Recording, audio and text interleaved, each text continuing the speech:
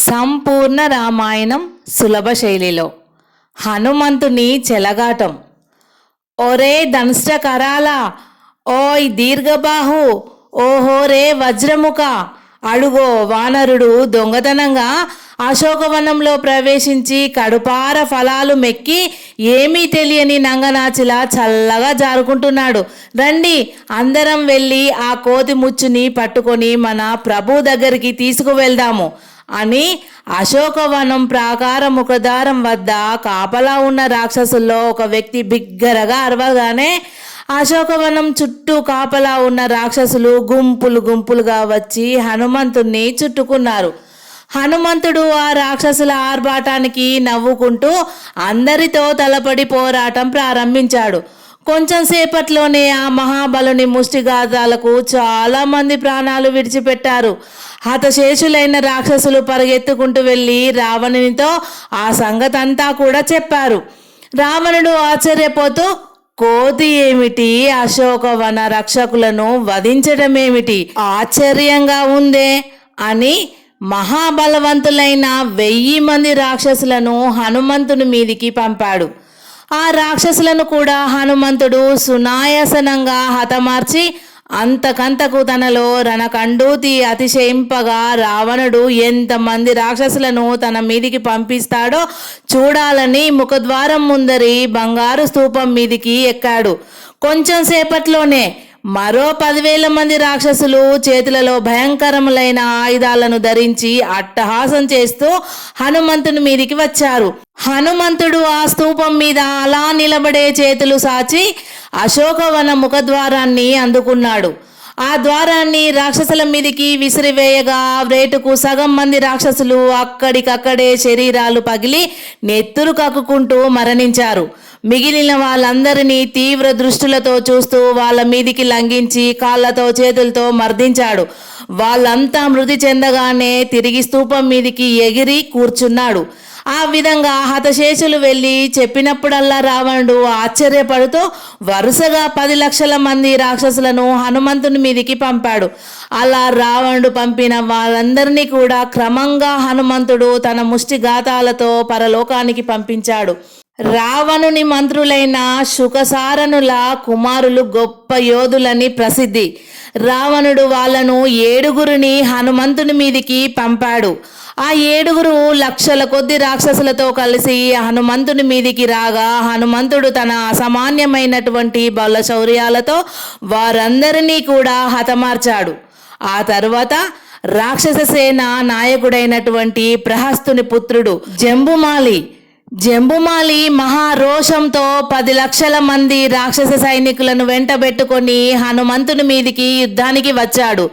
హనుమంతుడు జంబుమాలితో పాటు ఆ రాక్షస సేనలన్నింటినీ నురుమాడి యథాప్రకారం స్తూపం మీదికెక్కి కూర్చున్నాడు.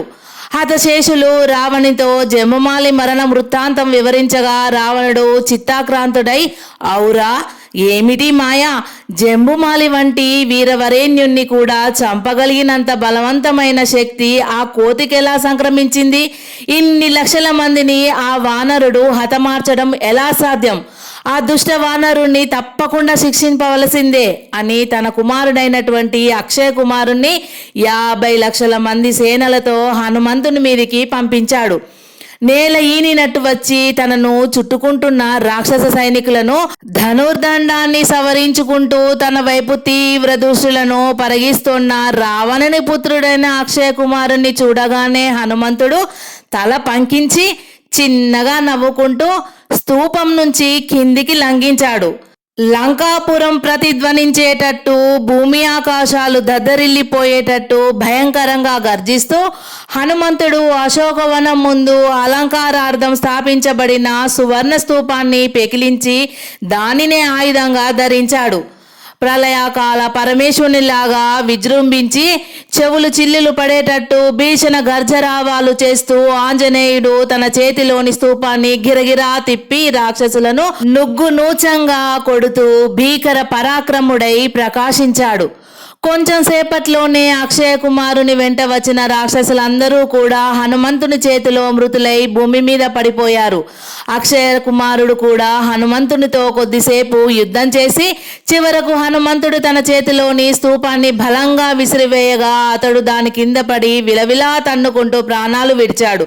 అశోకవనం ముందు రాక్షసుల శవాలు గుట్టలు గుట్టలుగా పడిపోయాయి. ఆ శవాల నుండి రక్తం కాలువలు గట్టి వాహిని అయి ప్రవహిస్తూ లంకానగర వీధులను ఆక్రమించింది. హనుమంతునితో రాక్షసులు ఘర్షణకు దిగారని సీతాదేవి తెలుసుకోగానే త్రిజటను ముఖద్వారం దగ్గరకు పంపిస్తూ ఆమె ఎప్పటికప్పుడు జరిగిన విశేషాలు తెలుసుకొని తిరిగి వచ్చి తనకు తెలుపగా ఆనందాచర్యాలతో వింటూ ఉంది. అక్షయ కుమారుని మరణ వార్తను వివరిస్తూ త్రిజట, సోదరి, ఆ ఆంజనేయుని బలవీర్యాలు యుద్ధ చాతుర్యం ఏమని చెప్పమంటావు? చూసి తీరవలసిందే గాని వర్ణించి చెప్పడానికి మాటలు చాలవు సుమా. కన్ను మూసి తెరిచేంతలో మెరుపులా విరోధుల గుంపుల్లో కలియదిరుగుతూ క్షణ క్షణ ప్రవర్ధమాన బలుడై ఒక్కొక్క వ్రేటుకు వందల కొలది వేల కొలది రాక్షసులను హతమారుస్తూ ఇంద్రజాలం ప్రదర్శించినట్లు యుద్ధం చేశాడు. సుప్రసిద్ధ వీరులైన దళపతులు, మంత్రిపుత్రులు, సేనాధిపుత్రులైన జంబుమాలి, రావణుని కుమారుడైన అక్షయ కుమారుడు హనుమంతుని చేతిలో మృతి చెందడం అంటే ఇదేదో లంకకు చేటు కాలం దాపురించినట్లేనని రాక్షసులంతా అనుకుంటూ ఉన్నారు. ఇక రావణుడు హనుమంతుని మీదికి మళ్ళీ ఎవరిని పంపుతాడో చూసి వస్తాను అని త్రిజట పరమోత్సాహంతో సీతను వీడుకొని మళ్ళీ అశోకవన ముఖద్వారం దగ్గరికి బయలుదేరింది. హనుమంతుడు రాక్షసులను వధించి తన చేతులు రణకండూతితో ఉరకలు వేస్తుండగా అశోకవన ప్రాకారాలన్నీ నీలమట్టం చేశాడు. చెట్లను విరిచి వనమంతా పాడు చేశాడు. శింశుభా వృక్షము ఉన్న ప్రాంతం తప్ప తక్కిన అశోకవనమంతా హనుమంతుని చేతిలో ధ్వంసమైపోయింది. అలా రావణునికి అత్యంత ప్రీతికరమైనటువంటి అశోకవనాన్ని నాశనం చేసి హనుమంతుడు రాక్షసుల శవాల గుట్టల దగ్గరికి రాగా అప్పుడే అక్కడికి వచ్చిన రావణపుత్రుడైన ఇంద్రజిత్తు తీవ్ర దృష్టిలతో హనుమంతుని చూస్తూ, ఓరి వానరథమా, రాక్షసులను వధించినంత మాత్రాన నువ్వు ఈ లంక నుంచి తప్పించుకొని పారిపోగలనని భ్రమపడవద్దు. సకల దేవతా సమూహాలతో దేవేంద్రుని జయించి ఇంద్రజిత్ అనే సార్థక నామం పొందిన నేను రావణ సార్వభౌముని జ్యేష్ఠ పుత్రుడను. నీ కోతి చేష్టలు కుప్పిగంతులు నా దగ్గర పనిచేయవు అన్నాడు ఇంద్రజిత్. హనుమంతుడు చిద్విలాసంగా చిరునవ్వు వెలయించి, ఓరోరి ఇంద్రజిత్తు, నిజమైన వీరులెప్పుడు మాటలతో తమను తాము ప్రస్తుతించుకోరు. నీ తండ్రి చేసిన పాపకార్యానికి ప్రతిఫలంగా నీ వారందరినీ హతమార్చాను. నిన్ను కూడా వారి దగ్గరికే పంపిస్తాను, కాచుకో అన్నాడు. ఇంద్రజిత్ హనుమంతుని మాటలకు రోషం తెచ్చుకొని వాడి అయినటువంటి బాణాలను అతని మీద ప్రయోగించాడు. హనుమంతుడు క్రింద పడిన బంగారు స్తూపాన్ని చేతికి తీసుకొని ఆ స్తూపంతో ఇంద్రజిత్ బాణాలను చెదరగొట్టాడు. క్రమంగా ఇంద్రజిత్కు హనుమంతునికి భీకరమైనటువంటి యుద్ధం ప్రారంభమైంది. ఇంద్రజిత్ వెంట వచ్చిన చతురంగ బలాలు మధ్య మధ్యలో తనను చుట్టుకొని హింసించడానికి ప్రయత్నిస్తుండగా వారందరినీ ముష్టి ప్రహారాలతో స్తూపాలతోనూ హతమారుస్తూ ఇంద్రజిత్ బాణాలను కాచుకుంటూ ఎడంచేత్తో చెట్లు రాళ్ళు అతని మీదికి రువ్వుతూ హనుమంతుడు చూపరులకు చోద్యంగా యుద్ధ భూమిలో ప్రకాశిస్తున్నాడు. ఇంద్రజిత్కు హనుమంతుడు తేరి చూడరాని సూర్యబింబంలా వెలుగుతూ కనిపించసాగాడు. ఎన్నెన్ని దివ్య బాణాలు ప్రయోగించినా ఫలితం లేకపోయింది. అంతకంతకు శరీరాన్ని పెంచుతూ బలవీర్యాలతో పొంగిస్తూ నిర్విరామ పరాక్రముడై అలసటన్నది తెలియక ప్రచండ బాహు వీరుడై యుద్ధభూమిలో ప్రకాశిస్తున్న హనుమంతుని జయించడం ఇక తనకు సాధ్యం కాదేమోనన్న అనుమానం కూడా ఇంద్రజిత్తుకు ఏర్పడింది. హనుమంతుడు మరింత తీవ్ర యుద్ధ సంరంభి అయి విజృంభించి ఇంద్రజిత్ లక్ష్యానికి అగోచరుడై దుర్నిరీక్ష పరాక్రముడై విక్రమించాడు. అప్పటికీ ఇంద్రజిత్ వెంట వచ్చిన చతురంగ బలాలు నిరవశేషంగా హనుమంతుని చేతిలో ధ్వంసమయ్యాయి. ఇంద్రజిత్ భయాందోళనతో కంపించిపోయాడు. హనుమంతుడు బోనాంతరాలు దద్దరిల్లిపోయేటట్లు సింహనాదం చేసి తీవ్ర గంభీర దృష్టిలతో ఇంద్రజిత్తును చూస్తూ పురుష పౌరుష కంఠస్వరంతో, ఓరి రాక్షసదమా, తారతమ్య జ్ఞానం లేక నోటికి వచ్చినట్టు కారుకూతలు కూయడం వీరుల లక్షణం కాదని ఇప్పటికైనా అర్థమయ్యిందా? నేను ధీర వీర శూర పరాక్రముడైనటువంటి శ్రీరామచంద్రుని సేవకుణ్ణి. సింహం ముందు ఎన్ని చిట్టెలుకలు వచ్చినా తమ పౌరుషాన్ని ప్రదర్శించలేవు. నా ముందు మీరంతా కూడా అంతే. ఇదిగో ఈ పిడికిలితో నీ శిరస్సు వ్రక్కలు చేస్తాను. ఆ ముక్కలు లెక్కించుకొని నీ తండ్రి తన తుచ్చ కార్యాలకు ప్రతిఫలాలను గుర్తించి కడుపు చీలిపోయేటట్టు ఏడ్చి చస్తాడు. కాచుకో అని మహోగ్రుడై ఇంద్రజిత్ మీదికి పిడికిలి బిగించి దూకాడు. ప్రళయ వేల విజృంభిత పరమేశ్వరునిలా రౌద్రమూర్తి అయి తన మీదికి వస్తున్న హనుమంతుని చేతిలో తనకు మృత్యువు తప్పదేమో అనుకున్నాడు ఇంద్రజిత్తు. వెంటనే అతడు బ్రహ్మాస్త్రాన్ని అనుసంధించి మంత్రపూర్వకంగా ఆ మహనీయ సాధనాన్ని హనుమంతుని మీదికి ప్రయోగించాడు. బ్రహ్మాస్త్రం నిప్పులు వెదజల్లుకుంటూ తన మీదికి రాగానే హనుమంతుడు ఆ అస్త్రాన్ని తీవ్ర దృష్టిలతో చూస్తూ హూంకరించాడు. వెంటనే ఆ బ్రహ్మాస్త్రం హనుమంతుని సమీపించి ఆగిపోయింది. దివ్య కాంతులు వెలయిస్తూ ప్రశాంతంగా ఉండిపోయింది. ఇంద్రజిత్తు ఆశ్చర్యం, భయం ముప్పిరి గుంటుండగా నిశ్చేష్టుడై హనుమంతుని చూస్తూ అలాగే ఉండిపోయాడు.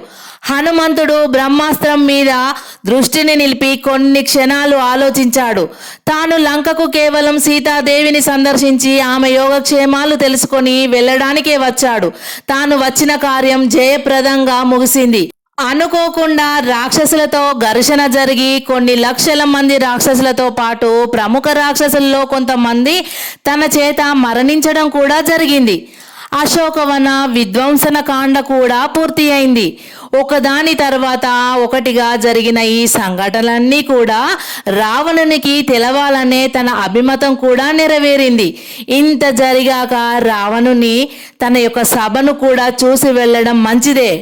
రావణుని తాను చూడాలంటే తాను బ్రహ్మాస్త్రానికి బద్ధుడు అయినట్లు అభినయించాలి. బ్రహ్మాస్త్రం ఎటువంటి పరిస్థితుల్లోనూ తనను బాధించకుండా ఉండేటట్లు బ్రహ్మ గతంలో తనకు వరం కూడా ఇచ్చాడు. ఆ విధంగా ఊహించిన హనుమంతుడు కోపం ఉపసంహరించజేసుకొని ప్రశాంతమైనటువంటి సౌమ్య దృష్టిలతో బ్రహ్మాస్త్రాన్ని చూస్తూ, అస్త్రరాజమా, నీ ప్రయోగం నా మీద వ్యర్థం కారాదు. అది వీరుల దృష్టిలో నీకు అవమానం జరిగినట్లే కదా. కాబట్టి నన్ను తాత్కాలికంగా నీ మహిమతో బంధించు. ఆ తర్వాత నేను కోరినప్పుడు నా బంధనాలు తొలగించు అన్నాడు హనుమంతుడు. బ్రహ్మాస్త్రం అలాగే చేసి తిరిగి ఇంద్రజిత్తును చేరుకుంది. బ్రహ్మాస్త్రం సృష్టించిన గొలుసులు హనుమంతుని శరీరాన్ని కట్టివేయగా హనుమంతుడు తనలో తాను నవ్వుకుంటూ క్రింద పడిపోయాడు. అహహహహ అహహహహ, ఈ వానరుని గర్వం అణిగిపోయింది. చివరకు నా చేతిలో చిక్కాడు అని ఇంద్రజిత్తు తన వెంటనున్న కొద్దిపాటి అనుచరులతో ఆ వానరుణ్ణి మా తండ్రి గారి సమక్షానికి తీసుకువెళ్ళండి, నేను కూడా వస్తున్నాను అని ఆజ్ఞాపించాడు.